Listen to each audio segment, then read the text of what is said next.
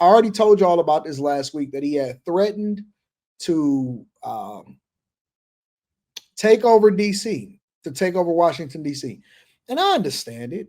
I get it because, you would think that DC was like, just from the outside looking in, let's say, for example, I am a person that's looking to visit the United States of America, right?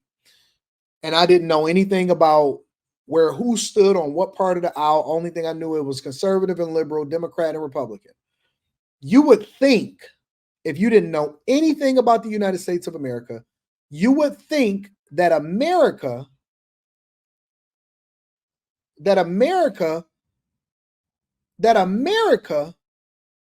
and Washington, D.C. was super, super liberal, right? I'm sorry, that it was conservative. And the reason that you would think it's conservative is because you would think at the very least, right? Or I would think it, maybe y'all, but I would think at the very least this. I would say, well, the president of the United States is in DC, right? That's like the capital of the country. But contrary to popular belief, DC is super liberal. And when I first visited DC, it was so weird to me because I'm like, why is there so much homelessness? And why do they have so many races? Like, not races of people, but like races going up and down the street. And why is there so many tents? It was a tent city in DC. And I went and visited the White House, right? And the first time that I ever visited the White House, I didn't go in the White House, but I just went on the outside. And it was a bunch of crazies out there. And they had their megaphones. Oh, okay, my lady Trump. And I was talking to the police officers as I was looking at the sniper that was walking on top of the White House roof. And they was like, yeah, this is normal. That guy is here regularly, and this group is here regularly. And you've seen all of the crazies and the liberals. And DC is not necessarily a bad city, but I just didn't understand it. I didn't understand, how can the White House and the Treasury and the Capitol, state Capitol, how can these places right around the corner have tent cities? How can we have, because if you go over to Moscow or Shanghai, or if you go over to Tokyo or something like that, right? And you go visit the business districts and stuff, they don't mess around. They clean that part up. Now, the outskirts, you might be on your own. You know what I'm saying? But at the very least, the place that's around the White House, when you go and visit, it should be different, right? But no, it's crime rampant, and Trump has been warning people in DC. He said, you know what? For a long time now, I've been telling y'all to get yourselves together, and y'all haven't gotten yourselves together. So this is what we're going to do. We're going to go ahead and deploy the National Guard and the troops, and we're going to take over D.C. Increased federal law enforcement in the nation's capital, but some are pushing back against the crackdown and the new announcement expected from President Trump tomorrow. Here's ABC's Christiane Cordero.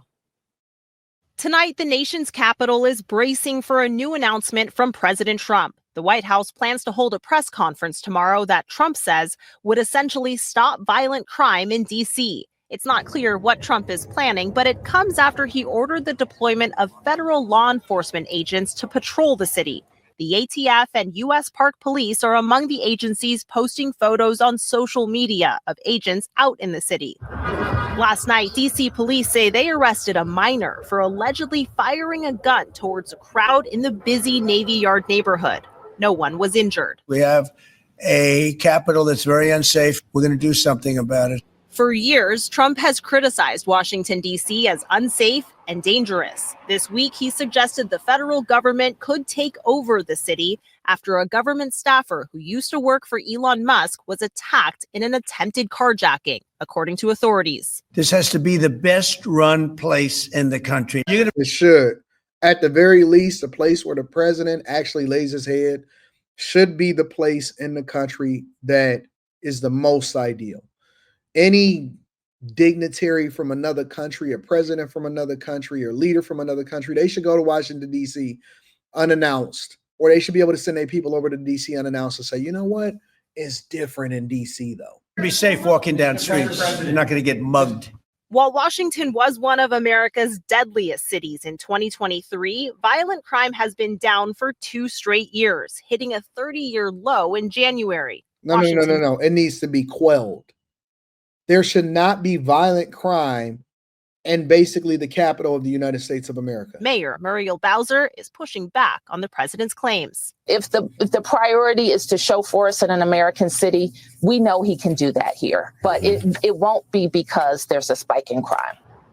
We don't need spikes. We don't need crime in the streets of DC. And let me tell you how they fake the stats, because all right, I need y'all to understand this. All right.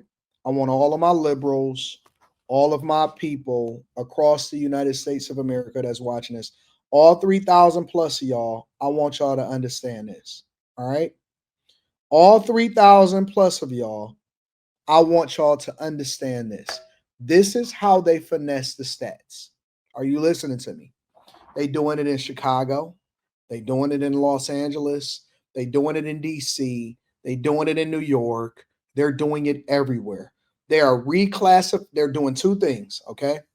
They're reclassifying what constitutes a crime, because you can't tell us that crime is down when you have less police officers on the force. And I use this stat all the time. In Chicago, they have 2,000 less police officers than they did previously. They removed ShotSpotter, right? So the first thing that they're doing is that they're removing the way in which they report crime, because many crimes that happen or take place, it's not responded to. Many crimes that happen or take place, it's not responded to. So I would be more concerned when they say that crime is down or the stats are down, but the experiences of what people are experiencing are actually up, versus somebody saying, you know what? We went in and we got higher crime than ever. It sounds crazy, right? It sounds backwards. If somebody says, yo, we went in and we got higher crime than ever, you can look at it two ways. Either you could say, you know what? Crime is up. Or you can look at it and say, depending on what your experience is, and this is why I say context matters, that means that we're deploying more police officers. We're actually addressing and putting detectives on the street and solving for crimes. More people are being arrested. I just did a story right before this, and they said, listen, they broke up the street takeover right there in front of Crypto Arena, and nobody was arrested and nobody was charged. Now, according to the stats and the statistics, because I know that you liberals, you like to use stats and statistics without having any context. According to the stats and statistics, there are no street takeovers in Los Angeles if you just purely look at it on paper. There are no street takeovers in Los Angeles because they haven't documented anything. They didn't arrest anybody. When the guy got his gas station ransacked and they took everything in there and they caused all of the damages, the police said, well, we can't do anything. What would you like for us to do? Because it's just simple shoplifting. It's not an actual robbery. They didn't come in here and ransack anything. They didn't do a takeover. So they're not reporting crime the same way, and they're using the same tactics and the same statistics everywhere. So if you have a temporary jump in crime reporting because you have more police officers, that is actually a good thing, because it shows that you're actually deploying more units to make examples and clean up the streets. Now, you also need to have judges and lawyers and all of that type of stuff in order to make sure that things stick. But my point is, a temporary jump is a good thing. Temporary jump in hiring, temporary jump in all of that. It's all a good thing. And then you see the collapse in crime because you have better experiences, right? But if you just automatically see a bunch of liberal cities and takeovers and streets and killing and all of this stuff, and they sit there and tell you, oh man, well, crime is down, crime is down, crime is down. Listen, the statistics say that crime is down. You juking the numbers and ain't nobody fooled. You're juking the numbers and nobody is fooled. You've reclassified what you think is a violent crime. You've reclassified how it is that people are supposed to move. You're a fool if you actually believe that. Well, Anton, they say crime is down. No, it's not. Reporting is down. The police officers are down. The amount of people that patrol is down. What they arrest you for is down. Most of the time, they don't even arrest you unless you do a super violent crime. Unless you do a crime against a police officer, they're not chasing you down. It's all a finesse. It's all a finesse. So I don't believe her. I don't believe it. And yes, Washington, D.C., they took Shot Spotter. Why do you think that Brandon Johnson, of all of the things that he could have cut in Chicago, they had the migrant crisis, they had hundreds of millions of dollars of where that was going, right? They got all of these different things that they can attack. They removed Shot Spotter, which isn't even a fraction, even a smidget of what police officers are getting paid in overtime.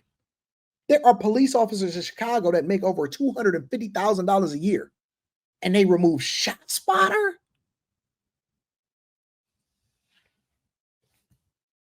Okay. Lindsay, the president has also floated. Let me move over a little bit. Come on, man. Y'all got to wake up. Y'all have to wake up. Wake up. Wake the piss up and stop being so stupid because you so caught up in, do you want your kids to be safe in their neighborhoods or no? I think we need a ballroom, and that's happening. It's going to be a beautiful ballroom. This is really a lot of people, most I've ever seen in this room. And we're here for a very serious purpose, Something's out of control, but we're going to put it in control very quickly like we did on the southern border. I'm announcing a historic action to rescue our nation's capital from crime, bloodshed, bedlam, and squalor, and worse. This is Liberation Day in D.C., and we're going to take our capital back. We're taking it back. Somebody said the police union is the problem. No, it's the parents. The police union and the police ain't got nothing to do with the crimes that's being committed. It's the culture. It's the parents. It's the fact that you're blaming crime on the police union, and you're not blaming it on the people that are committing the crimes. You can't say it's the police union. How is the police union the responsible people for crime being committed inside of y'all cities? Are you listening to what y'all saying? Listen. This is what I'm advocating for in 2025 and going forward. We have to start thinking for ourselves. I'm going to teach y'all. My goal to y'all is not to tell you how to think, but to try to communicate to you how you should be a critical thinker. It's not to tell you that you should believe A or you should believe B, but whether we're talking about relationships or whether we're talking about politics or whether we're talking about popular culture, I want you to be a critical thinker. I want you to think for yourself. I want you to try to use your own context clues, your lived experiences, and I want you to take away the talking points that you get from the internet, and I want you to start thinking for yourself. I want you to start thinking for yourself. Honest to God, my goal on this show is to bring forth different subjects that's happening in popular culture to have a conversation about it, and then we're going to educate ourselves, and we're going to try to deduce exactly what the real problem is and zero in on it. But we got to use our own critical thinking skills. It doesn't matter if people agree with you. Don't matter if people disagree with you, because it's a possibility that they disagree with you because they're not using their own critical thinking skills themselves. But how can we have a conversation if all you're using is talking points? You don't even know what you ever been to a police union meeting? Do you know what they do? You know anything about it? Nothing? Come on. Critical thing. We going there now. I'm pushing you. I'm pushing you this time. I'm going to push you. The authorities vested in me as the President of the United States. I'm officially invoking Section 740 of the District of Columbia Home Rule Act. You know what that is? And placing the D.C. Metropolitan Police Department under direct federal control. And you'll be meeting the people that will be directly involved with that. Very good people, but they're tough, and they know what's happening, and they've done it before. In addition, I'm deploying the National Guard to help reestablish law, order, and public safety in Washington, D.C., and they're going to be allowed to do their job properly. And you people are victims of it, too. You know, you're reporters, and I understand a lot of you tend to be on the liberal side, but you don't want to get mugged and raped and shot and killed. And you all know people and friends of yours that happened. And so you can be anything you want, but you want to have safety in the streets. You want to be able to leave your apartment or your house where you live and feel safe and go into a store to buy a newspaper or buy something. And you don't have that now. The murder rate in Washington today is higher than that of Uber. 3 minutes. Not bad. Pizza. We don't like that. 30 I got to minutes. switch to the premium Bogota, account. Colombia, Mexico City, some of the places that you hear about as being the worst places on Don't earth. solve for Much that. higher. This is much higher. The number of car thefts has doubled over the past 5 years, and the number of carjackings has more than tripled. Murders in 2023 reached the highest rate probably ever. They say 25 years, but they don't know what that means because it just goes back 25 years. Let me tell you what else that they do in order to juke the stats. I'm going to tell you what else they do in order to juke the stats. They're using comparisons from spiked years to say that it is down. So then let's just say, for example, you say, hey, from 2023, it was up now. Now the murders is down. And 2024, the first full year that we can report. Well, that's because you compared it to the worst year on record in 2023. Compared it to the worst year on record in 2023. So yeah, we gotta be better. We gotta do different. And I'm glad that Trump is starting to deploy the National Guard and do all of this type of stuff.